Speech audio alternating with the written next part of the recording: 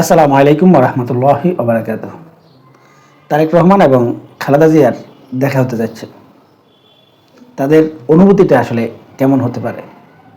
গতকাল খালেদা জিয়া যখন বিমানবন্দরের উদ্দেশ্যে রওনা হবেন, তার অনেক আগে থেকে পুরো এয়ারপোর্ট থেকে প্রায় গুলশান পর্যন্ত নেতাকর্মীদের যে ঢল, এবং এই নেতাকর্মীরা যেভাবে রাস্তার দুই পাশে পুরো রাস্তা দাঁড়িয়ে শুধু খালেদা জিয়াকে স্বাগত জানানোর জন্য অপেক্ষা করেছিল, আসলে দেখতে অসাধারণ লেগেছিল।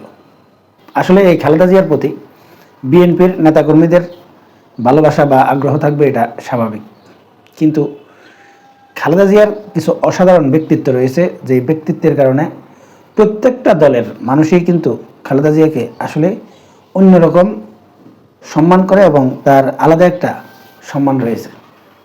এর অনেকগুলো কারণ রয়েছে, তার মধ্যে আমি দুই একটা উল্লেখ করি। যেমন যখন জিয়াউর রহমান প্রেসিডেন্ট ছিলেন,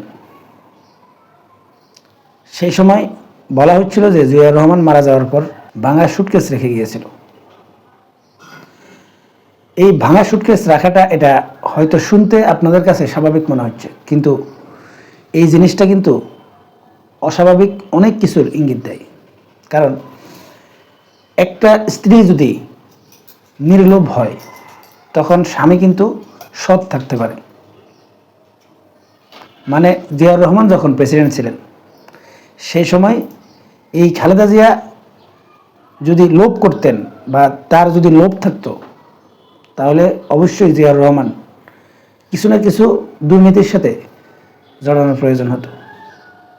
কিন্তু তার এই যে মন মানসিকতা, এই যে জিয়াউর রহমানের যে সততা, এবং জিয়াউর রহমান মারা যাওয়ার পর ভাঙা সুটকেসের যেই গল্প মানুষের সামনে আসে, এই গল্পটা আসলে খালেদা জিয়ার সম্মানকে আরও অনেক উচ্চতায় নিয়ে গিয়েছে। এবার আসি তাদের মা এবং সন্তানের যখন দেখা হবে, আসলে অনুভূতিটা কেমন হতে পারে। একটা নারীর জন্য সবচাইতে আকর্ষণের জায়গা হচ্ছে তার সন্তান। যেহেতু আরাফাত রহমান কোকো এখন আর বেঁচে নেই, তাই তারেক রহমান কিন্তু তার একমাত্র সন্তান। আর এই সন্তানকে দীর্ঘ 17 বছরেরও বেশি এই মা এবং সন্তানের আসলে দেখা হয় না। আজ এই 17 বছর পর আসলে এই খালেদা জিয়ার অন্তরটা তার সন্তানকে দেখার পর কেমন হতে পারে, আর তারেক রহমান তার মাকে যখন দেখবে সেটা কেমন হতে পারে, সেটা একটু কল্পনা করে দেখুন। যাদের সন্তান রয়েছে তারাই অন্তত বুঝতে পারবেন যে দিন সন্তানকে দেখে না, এইসব মাই জানে এই সন্তানকে অনেক দিন পর দেখার অনুভূতিটা আসলে কেমন হয়। কিন্তু আমি যতটুকু মনে করি যে মারাত্মকভাবে খালেদা জিয়া কিন্তু অসুস্থ। তাকে আল্লাহ তাআলা বাঁচিয়ে রেখেছেন এবং তার হায়াত আল্লাহ তাআলা আরও বাড়িয়ে দিক, এটা অবশ্যই কামনা করি।